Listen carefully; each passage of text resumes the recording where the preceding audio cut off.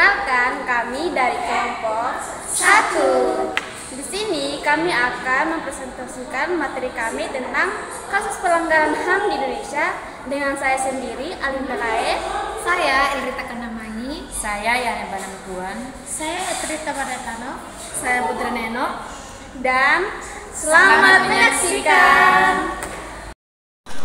Jadi baik, di sini saya akan menjelaskan materi tentang pengertian hak asasi manusia. Hak asasi manusia atau HAM adalah prinsip-prinsip dasar yang mengatur hak-hak kebebasan yang melekat pada setiap individu tanpa diskriminasi berdasarkan ras, agama, gender, kebangsaan, atau faktor lainnya. Pelanggaran terhadap hak asasi manusia dapat berupa tindakan atau juga karena pembiaran. Pelanggaran hak asasi manusia oleh negara baik yang bersifat tindakan atau pembiaran dapat dilihat melalui kegagalan negara memenuhi 3 kewajiban berbeda, yaitu sebagai berikut. Yang pertama, kewajiban untuk menghormati.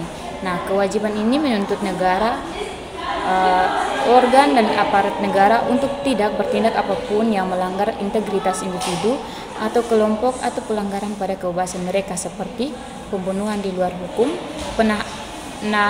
penahanan, serampangan, pelanggaran serikat buruh, dan pembatasan terhadap praktik agama tertentu. Yang kedua yaitu kewajiban untuk melindungi.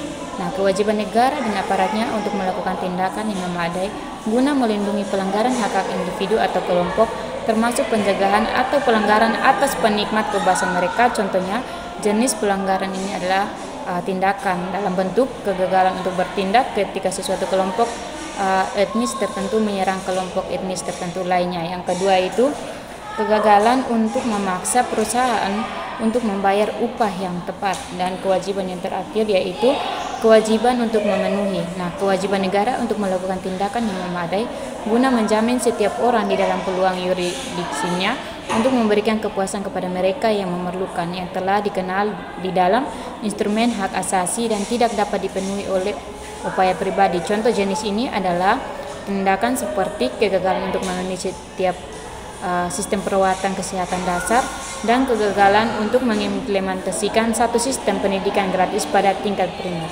Sekian materi dari saya memberikan waktu kepada pemateri berikut.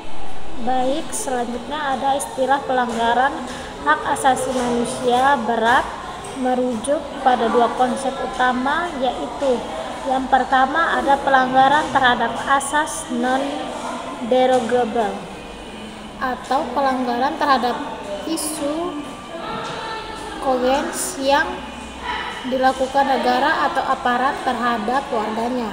Yang dimaksud dengan non-derogable rights adalah hak yang tidak dapat dikurangi dalam keadaan apapun. Hak ini terdapat dalam Konvensi Hak Sipil Politik, sedangkan ius cogens adalah norma hukum dalam hukum internasional yang disepakati, diterima dan diakui oleh negara-negara dalam masyarakat internasional secara keseluruhan sebagai sebuah norma yang tidak boleh dilanggar dan atau dikurangi, dan hanya bisa dirubah jika lebih banyak negara-negara di dunia menyepakati, menerima, dan mengakui sebuah norma lain yang subsekuen dengannya. Selanjutnya yang kedua ada pelanggaran berat hak. Selanjutnya yang kedua ada pelanggaran hak berat asasi manusia terjadi ketika suatu negara membiarkan terjadinya atau justru melakukan melalui aparat tindak kejahatan atau yang biasa disebut serious crime atau kejahatan luar, biasanya disebut dengan extraordinary crime, yang telah disepakati sebagai tindakan kejahatan internasional atau international crimes, dan negara tersebut gagal atau tidak mau menuntut pertanggungjawaban dari aparat pelaku tindak kejahatan tersebut. Sekian dari saya berikan kepada pemateri selanjutnya. Selanjutnya saya akan membahas mengenai kasus pelanggaran HAM. Yang pertama ada peristiwa Tanjung Priuk, yang dimana peristiwa Tanjung Priuk ini merupakan satu di antara contoh kasus pelanggaran HAM di Indonesia yang cukup terkenal, yang dimana kasus ini terjadi pada tahun 1984 antara aparat dengan warga sekitar. Nah, pemicu peristiwa ini terjadi akibat masalah SARA dan unsur politis, dan warga sekitar juga melakukan demonstrasi pada pemerintah karena menolak pemindahan makam keramat Mbak Priok.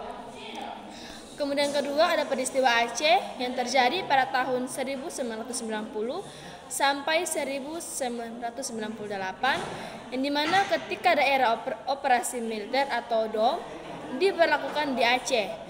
Nah, tragedi pelanggaran HAM terjadi diduga karena dipicu oleh unsur politis pihak-pihak tertentu yang menginginkan Aceh menjadi negara merdeka. Nah, banyak tindakan kekerasan dalamnya yang dialami oleh rakyat Aceh, yang ditemukan sejumlah kasus pembunuhan, penculikan, dan penyiksaan. Selanjutnya ketiga yaitu kasus pembunuhan Marsina, di mana kasus pembunuhan Marsina ini terjadi pada 3-4 Mei 1993. Nah, Marsina merupakan seorang pekerja dan aktivis wanita yang bekerja di PT Catur. Nah, Putra Surya Porong berawal dari aksi mogok yang dilakukan oleh Marsina dan buruh lainnya yang menuntut kepastian pada perusahaan yang terjadi melakukan PHK mereka tanpa alasan. Nah, setelah aksi demo tersebut, Marsina yang menjadi aktivis buruh ini ditemukan tewas 5 hari kemudian. Ia tewas di kawasan hutan Wilangan, Nganjuk, Jawa Timur. Nah, dalam kondisi mengenaskan, dan kasus pelanggaran HAM ini pun belum bisa diselesaikan dan masih menjadi misteri sampai sekarang. Kemudian yang keempat ada kasus penganiayaan wartawan, di mana kasus ini terjadi pada tahun 1996 yang tepatnya pada tanggal 16 Agustus 1996. Nah, seorang wartawan surat kabar harian Bernas Yogyakarta bernama Fuad Muhammad Syafruddin atau biasa dipanggil Udin tewas setelah diserang 2 orang tak dikenal di depan rumahnya. Nah, penyerangan diduga ini karena penyelidikan dan penulisan Udin tentang kasus korupsi dan manipulasi. Ia dikenal sebagai wartawan yang kritis. Kemudian yang kelima ada tragedi Trisakti, di mana tragedi ini terjadi pada 12 Mei 1998 saat mahasiswa melakukan aksi damai menuntut reformasi akibat krisis ekonomi. Nah, aksi yang dimulai dari kampus Trisakti menuju gedung Nusantara dihadang aparat keamanan. Nah, setelah negosiasi gagal, aparat mulai menembaki mahasiswa menyebabkan kepanikan. Nah, 4 mahasiswa tewas tertembak dan 1 kritis. Meskipun aparat membantah penggunaan peluru tajam, namun hasil otopsi menunjukkan kematian disebabkan peluru tajam yang diduga merupakan pantulan dari tembakan peringatan.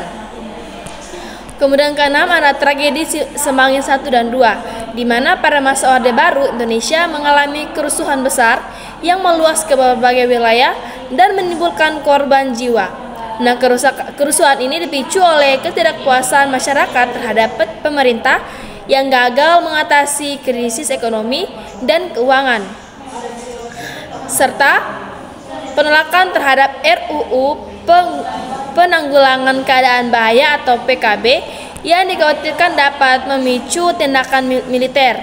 Nah, ketegangan meningkat tajam setelah insiden penembakan terhadap 4 mahasiswa Trisakti pada 12 Mei 1998. Nah, situasi ini makin memanas dengan digelarnya aksi demonstrasi besar-besaran oleh mahasiswa dan masyarakat. Nah, tekanan dari para demonstran ini yang sangat kuat menyebabkan bentrokan berdarah. Banyak mahasiswa dan warga menjadi korban akibat tembakan tembakan, terinjak-injak, dipukuli, serta terkena gas air mata. Sekian materi dari saya, terima kasih. Kasus yang berikut yaitu konflik Poso. Nah, konflik Poso yang terjadi dari tahun 1998 hingga 2001 merupakan salah satu konflik horizontal paling berdarah di Indonesia pasca formasi. Ketegangan bermula dari perselisihan antar kelompok pemuda yang kemudian meluas menjadi bentrokan antar umat beragama, khususnya antara komunitas Muslim dan Kristen. Konflik ini menimbulkan kekerasan massal, pembakaran rumah ibadah, pembunuhan, dan pengungsian besar-besaran. Kasus yang berikut yaitu kasus pelanggaran HAM di Papua. Pelanggaran hak asasi manusia di Papua terus berlangsung baik yang terjadi pasca referendum pada tahun 1969 maupun dalam beberapa dekade terakhir. Kasus kekerasan oleh aparat keamanan, pembunuhan, penyiksaan, dan diskriminasi terhadap warga Papua belum pernah diselesaikan dengan adil. Organisasi HAM dan kelompok masyarakat internasional menyuarakan keprihatinan atas situasi di Papua, namun negara Indonesia masih belum menunjukkan penyelesaian yang memadai terhadap masalah ini. Nah, selain 8 kasus di atas, ada juga beberapa kasus terbaru. Yang pertama yaitu kasus asesmen TWK KPK yang melanggar HAM.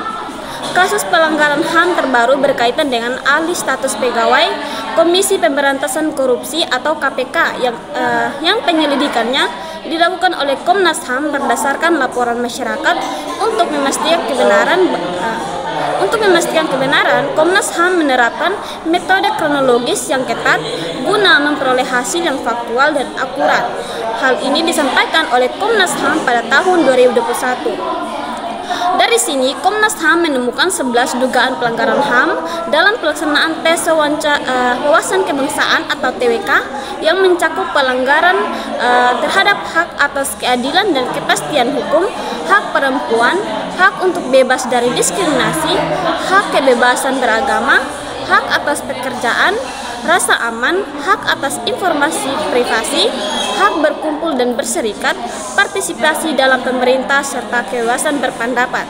Komnas HAM belum menetapkan langkah penegakan hukum, namun merekomendasikan pemulihan status pegawai KPK yang dari TMS menjadi ASN serta evaluasi dan pembinaan pelaksanaan TWK. Kasus yang kedua yaitu kasus pelanggaran HAM oleh polisi di masa pandemi. Nah, menurut laporan dari Komnas ID, Yayasan Lembaga Bantuan Hukum Indonesia YLBH mencatat adanya 202 kasus pelanggaran hak asasi manusia yang dilakukan oleh aparat kepolisian sepanjang tahun 2019 hingga 2021. Jumlah pelanggaran ini menunjukkan peningkatan terutama dalam 1 tahun terakhir sejak dimulainya pandemi COVID-19. Selama pandemi, pelanggaran HAM oleh aparat meningkat dipicu oleh kebijakan kontroversial seperti UU Cipta Kerja. Polisi kerap melakukan penangkapan sewenang-wenang, membubarkan unjuk rasa, dan membatasi kebebasan berekspresi termasuk di media sosial. Hal ini berdampak pada partisipasi publik dan kualitas demokrasi. Penegakan hukum atas pelanggaran aparat masih lemah dan diperlukan tindakan tegas agar citra institusi hukum tidak rusak. Yang berikut yaitu kasus pelanggaran HAM pada perlindungan data pribadi. Nah, salah satu kasus perusahaan yang tidak memberikan dan menerapkan perlindungan khusus terhadap pekerja perempuan hamil sesuai dengan Undang-Undang Ketenagakerjaan yang ditentukan oleh pemerintah, PT Alpenfood Industri, sebuah perusahaan di sektor makanan dan minuman, tercatat melakukan pelanggaran terhadap hak-hak pekerja perempuan hamil yang seharusnya dilindungi oleh Undang-Undang Ketenagakerjaan. Pada tahun 2019, perusahaan ini menyebabkan 13 kasus keguguran dan 5 kematian bayi yang bertambah dengan kasus keguguran dan 1 kematian bayi lagi di awal tahun 2020, sehingga total kasus menjadi 21. Pelanggaran ini disebabkan oleh beban kerja yang tidak sesuai seperti mewajibkan pekerja perempuan mengangkat gulungan plastik seberat 15 kg, tidak menyediakan makanan bergizi, serta menyulitkan proses pengajuan cuti hamil, melahirkan, dan keguguran.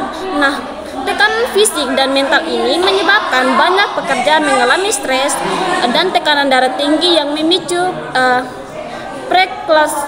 yang memicu preeklamsia dan keguguran. Yang terakhir yaitu kasus eksploitasi pemain sirkus. Kita ketahui bahwa data terbaru atau berita terbaru menunjukkan bahwa kasus dugaan eksploitasi terhadap mantan pemain sirkus Oriental Circus Indonesia kembali mencuat ke publik pada April 2025 lalu. Nah, Komnas HAM mengungkapkan bahwa kasus ini pertama kali dilaporkan pada tahun 1997, namun hingga kini belum ada penyelesaian yang memadai.